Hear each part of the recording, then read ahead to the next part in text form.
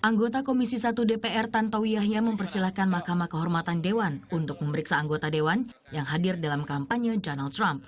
Tantowi sendiri tidak hadir dalam kampanye Trump dengan alasan mengejar penerbangan. Tantowi menganggap ada pihak yang mencari keuntungan politis dalam kasus ini. Tapi semakin lama semakin terasa nuansa politiknya, terutama setelah terbuka identitas dari orang yang mengangkat informasi ini di FB-nya, yang sebagaimana kita ketahui bersama ternyata dia adalah tim ses dari calon presiden tertentu pada Pilpres yang lalu.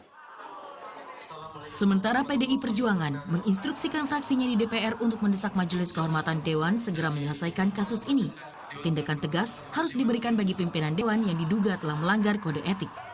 PDIP menilai sikap para pimpinan yang bertemu calon Presiden Amerika Donald Trump telah melukai martabat bangsa. Buat kami apa yang dilakukan oleh beliau tentu saja bukan sesuatu yang bijak, dan sebagai pimpinan Dewan seharusnya bisa memahami terhadap keseluruhan tugas dan tanggung jawabnya. Sementara Mahkamah Kehormatan Dewan belum menentukan jadwal sidang untuk menyelesaikan polemik ini. MKD akan menunggu kedatangan para anggota Dewan 12 September mendatang. Semua anggota Dewan yang terlibat akan dimintai keterangan. Tergantung ya hasil daripada rapat internal nanti. Kalau memutuskan, itu harus misalnya penting, ya tentu tidak tertutup gitu ya. Ya, apakah kita yang ke sana atau ya kita undang. Hingga kini belum jelas berapa jumlah pasti anggota DPR yang terlibat dalam kampanye Trump maupun sumber dana pertemuan 30 menit itu. MKD akan meminta data-data itu melalui Sekretaris Jenderal DPR RI maupun Badan Kerjasama Antar Parlemen sebagai salah satu bukti dalam persidangan. Kontroversi terjadi kala rombongan anggota DPR menghadiri kampanye calon Presiden Amerika Serikat Donald Trump di New York Kamis lalu. Di antaranya Ketua DPR Setia Novanto dan Wakil Ketua DPR Fadly Zon yang berdiri persis di belakang Donald Trump. Sesaat setelah mengakhiri orasinya, Trump memperkenalkan Ketua DPR Setia Novanto kepada publik. Jika terbukti melanggar kode etik, MKD akan menjatuhkan sanksi kepada para pimpinan DPR ini. Ada sanksi teguran untuk pelanggaran kode etik ringan, sanksi untuk tidak ditempatkan di jajaran pimpinan kelengkapan Dewan untuk pelanggaran kode etik sedang, serta sanksi pemecatan untuk pelanggaran kode etik berat. Rivan Duyastono, Yusuf Reza melaporkan untuk NET. Kontroversi Ketua DPR dengan Donald Trump menjadi topik perbincangan kita pagi ini. Untuk membahas mengenai hal ini sudah kami hadirkan di studio. Ada Mas Adian Apitupulu selaku anggota Komisi 7 DPR RI dan juga salah satu pelapor kejadian ini ke MKD. Betul ya Mas Adian ya? Betul. Selamat pagi Mas Adian. Pagi. Dan juga di sebelahnya sudah ada Mbak Siti Zuhro selaku pengamat politik LIPI. Selamat pagi Mbak Siti. Selamat pagi Mbak. Mungkin kita lihat dulu yang terbaru dari proses pelaporan ini seperti apa dan bukti-bukti apa yang sudah diberikan kepada MKD. Ya terakhir kan waktu kita mengantarkan pengaduan MKD rapat pimpinan, lalu kemudian mereka keluar dan mereka katakan bahwa kasus ini bisa dilanjutkan tanpa melalui pengaduan. Akhirnya kita lampirkan beberapa bukti tambahan yang kita rasa dibutuhkan dan kita bilang bahwa kalau mereka butuhkan lagi kita akan tambahkan lagi bukti-bukti lain yang bisa kita dapatkan. Yang kita tambahkan diantaranya adalah beberapa berita dari berbagai negara lain terkait dengan kasus ini. Ini untuk membuktikan bahwa ini bukan kasus biasa. Ini bukan kasus anggota DPR ketahuan narkoba, anggota DPR ketahuan punya istri simpanan, tidak. Ini persoalan harga diri bangsa, ini persoalan martabat bangsa. Bung Karno bilang kita boleh miskin, kita tidak boleh punya apa-apa, tapi satu hal yang harus dipertahankan di seluruh ketiadaan kita adalah harga diri kita. Martabat kita tidak boleh hilang, tidak boleh digadaikan, tidak boleh ditukar untuk alasan apapun. Ya motifnya itu saja. Maksudnya digadaikan seperti apa? Mengapa Anda menganggap ini penting sekali? Sejak kita merdeka kemarin dulu itu, kita menganut azas hubungan luar negeri bebas dan aktif. Jangankan mendukung calon presiden, masuk pada blok politik barat, timur, segala macam, saya tidak. Dan itu sikap politik kita sejak Indonesia merdeka. Lalu kenapa kita harus menjadi salah satu pendukung presiden dalam tanda kutip dalam hal ini?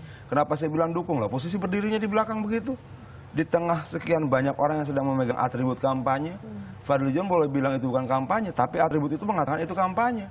Bahwa kemasan kampanye itu konferensi pers, itu bisa-bisa dia saja kan, bisa-bisa Donald Trump misalnya. Dan bagi kita ini sangat penting. Ini kalau orang bilang bahwa ini punya motif politik, ya saya DPR. Tidak mungkin saya tidak berpolitik. Sebagai sebuah lembaga politik, saya pasti berpolitik. Yang lucu kalau kemudian sebagai lembaga politik, sebagai parlemen, kita menjadi investor. Begini, Dalam hubungan dagang luar negeri, antar negara dikenal government to government. Government to business. Atau business to business. Tidak ada parlemen to business. Terus ngapain ketemu Donald Trump? Apakah kemudian kita mau jadi badan usaha DPR ini?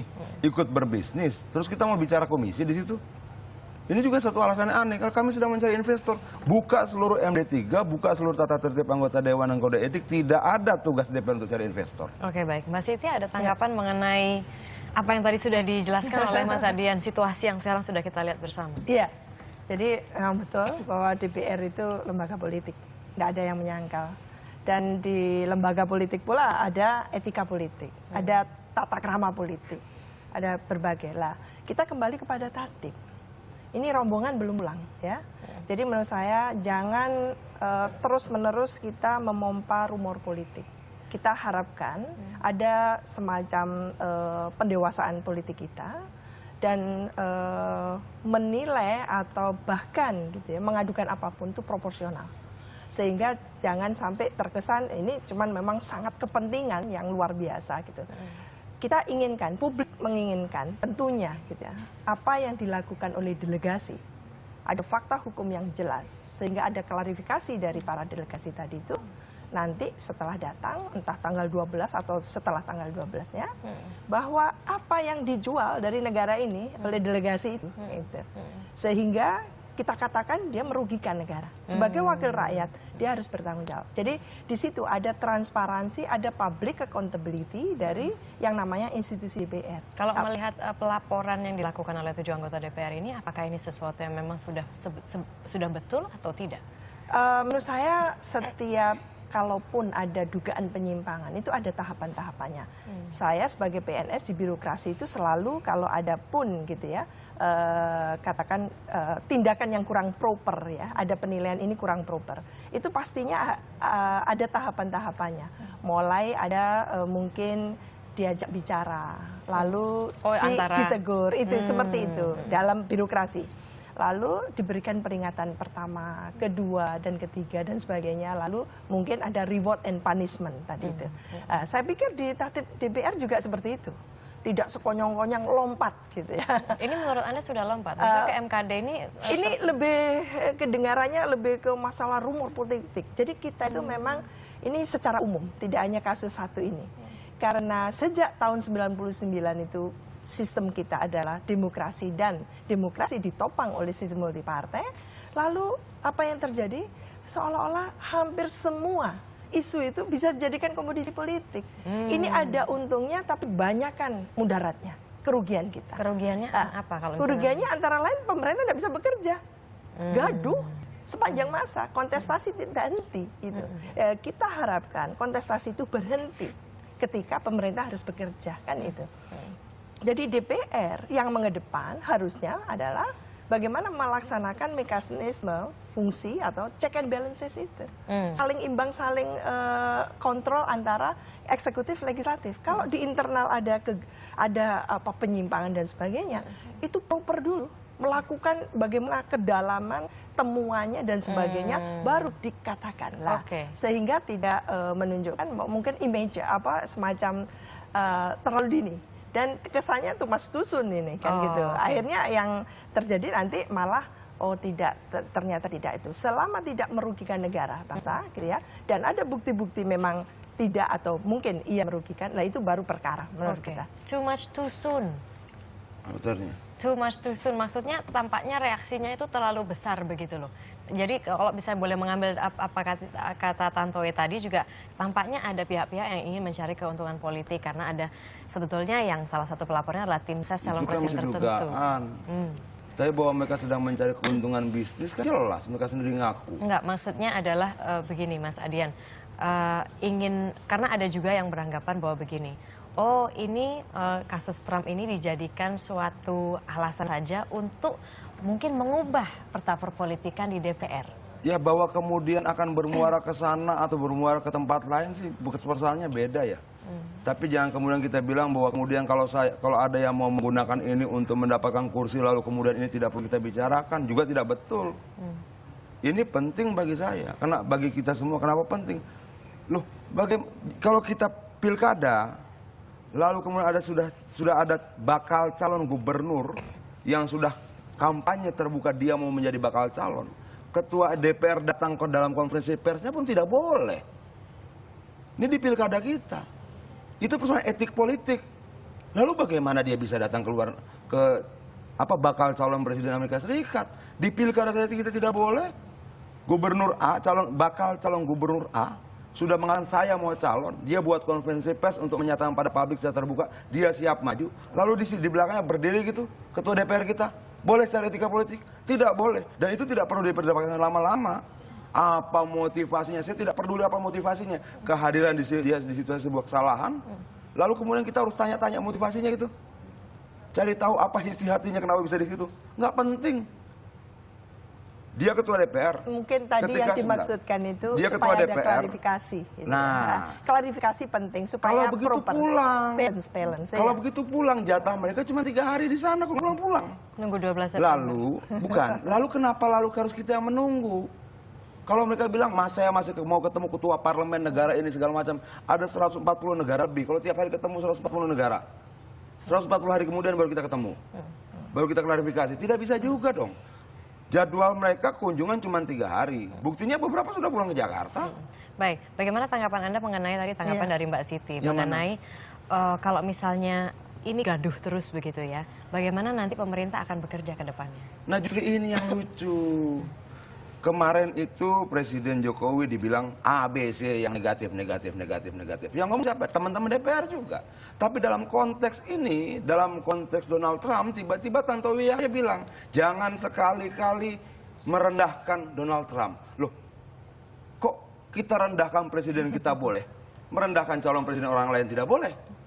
Jadi cara berpikirnya ini yang bagi saya agak aneh. Dan ini bukan persoalan kecil, ini persoalan cara pandang dan nilai kebangsaan kita. Kita ini warga negara mana? Donald Trump itu sudah buat apa? Tiba-tiba ketika kemudian Samsi Ali protes, Samsi Ali mau disomasi. Ayo kita dudukan sama-sama, Samsi Ali siapa, Donald Trump siapa. Ini badar judi, ini guru ngaji, ini kiai, imam masjid.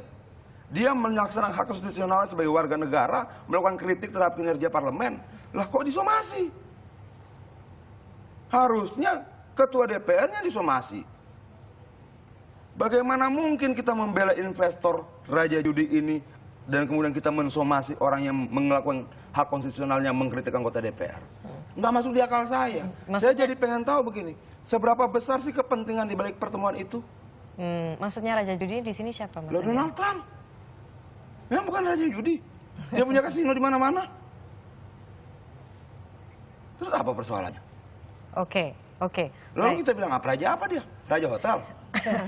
Baik, kalau misalnya Mbak Siti lihat tadi, misalnya dari segala fakta yang sudah ada sekarang terkuak di media, termasuk gambar tadi yang menunjukkan bahwa di belakang Donald Trump itu memang di situ kita lihat sama-sama ada Setia Novanto dan juga ada Fadly Zon.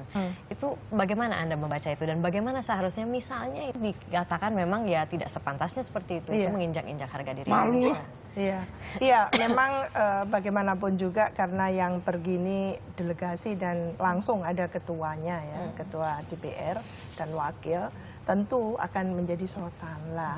Ini kan sebetulnya ada message ya untuk setiap para elit kita, pemimpin kita, bahwa mereka ini tidak lagi sebagai individual, tapi jabatan itu melekat pada dirinya.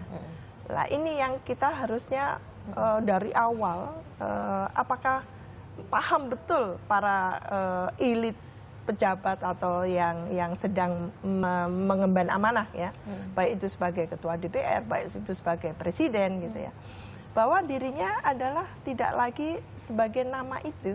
Nah, dalam hal ini tidak hanya Setia Novanto atau Fadly Zon, tapi dia adalah ketua DPR, wakil ketua DPR. Oleh karena itu ucapannya, perilaku dan tutur kata perilakunya itu semua akan disorot.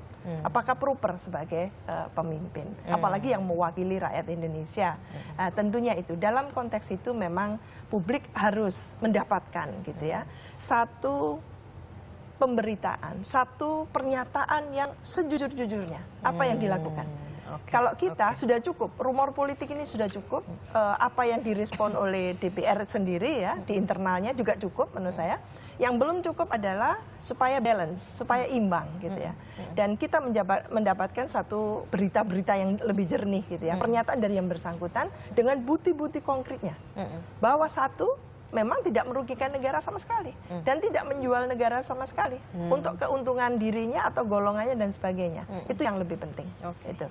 Kalaupun katakan mengapa ada di sana, itu terangkan juga. Gitu. Terangkan. Lihat posisinya. Malu kita. Baik. Nah inilah yang nantinya juga kita itu akan. pimpinan saya. Iya, itu yang akan kita nanti cari tahu bersama gitu. Karena tadi kami juga sudah berusaha untuk menghubungi Wakil Ketua DPR Fadlizon yang sekarang memang belum ada di dalam negeri, tapi tidak berhasil menghubungi Fadlizon. Jadi otomatis masyarakat Indonesia masih harus menunggu 3 hari lagi untuk mendapatkan klarifikasi yang Dengan lain. catatan dalam 3 hari itu mereka tidak merubah jadwalnya lagi. Karena Yang berubah jadwal lagi seperti apa? Yang Anda tahu Extend di apa? sana. Gitu. harusnya mereka sudah pulang beberapa hari lalu kok. Iya. Lalu Mereka kemudian sudah publik, lalu kemudian kita tidak boleh melakukan langkah-langkah apapun sambil karena menunggu mereka pulang. Terus mereka ulur-ulur dan tidak pulang-pulang dan kita tidak lakukan apa-apa. Baik. Sementara setiap hari kita menjadi bahan perbincangan di media-media asing.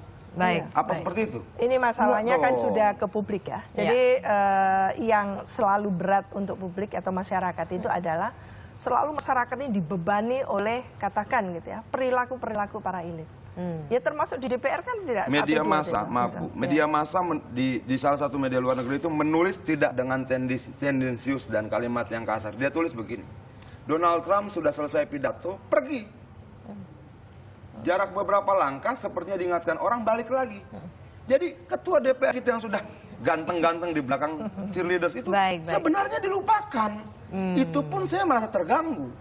Pertama kehadiran mereka saya terganggu. Kemudian cara Donald Trump memperlakukan mereka, saya juga terganggu. Oke, baik. Nah, terus ini jadi perbincangan di luar negeri. Baik. Martabat institusi negara, lembaga tinggi negara, wakil rakyat ini dipertaruhkan oleh kehadiran beberapa orang itu. Baik, nah kita nanti tentunya akan berusaha pastinya. Bukan, lalu kenapa kemudian hal yang sangat prinsip bagi negara harus kita lupakan hanya karena ada asumsi ada motif politik lain di belakang sini. Oke.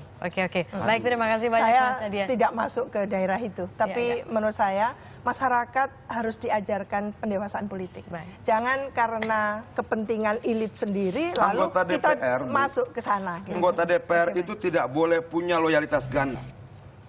Kepada siapa kami berbakti, kami berpihak cuma satu, Indonesia, tidak ada yang lain. Baik. Ketika dia datang ke sana, mau diam, mau bicara, mau atau apapun, tapi berdiri di belakang tim kampanye Donald Trump, dia punya loyalitas ganda. Baik, kita terima kasih banyak Mas Adian dan juga Mbak Siti Zuhro sudah ada di sini. Yang jelas memang debat ini akan terus berlangsung sampai akhirnya kita memang betul-betul bertanya apa sebetulnya yang terjadi kepada Ketua DPR RI dan juga kepada Wakil Ketua DPR RI, motivasinya seperti apa. Semoga bisa diklarifikasi ketika mereka pulang nanti dan semoga juga tidak diulur lagi waktunya ya Mas Adian. Baik, terima kasih banyak rekan-rekan, dan informasi menarik lainnya masih akan hadir saat lagi. Jangan kemana-mana, tetap di Indonesia Morning Show.